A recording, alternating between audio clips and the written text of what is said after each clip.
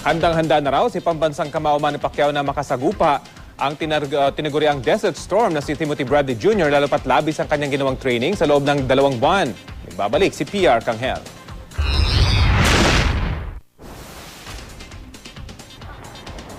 Sa kabila ng mahabang biyahe mula Los Angeles, California, game pa rin nagpaunlak ng panayam si 8th Division World Boxing Champion Manny Pacquiao habang nasa suite ng pamilya sa Mandalay Bay sa Las Vegas. Sabik daw siyang makaharap sa ring si Timothy Bradley lalo't sa unang pagkakataon ay personal na mapapanood ng mga anak niya ang kanyang laban. Excited ako at kasama ko yung pamilya ko, mga anak ko.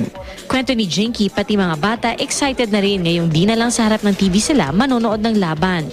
Parang excited din sila. Handang-handa na raw si Manny matapos ang 2 buwang training na ibang-iba raw mula sa paghahanda niya sa mga nakaraang laban.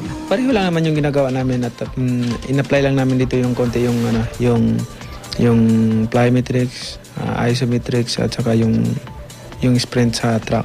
We have God. Masaya.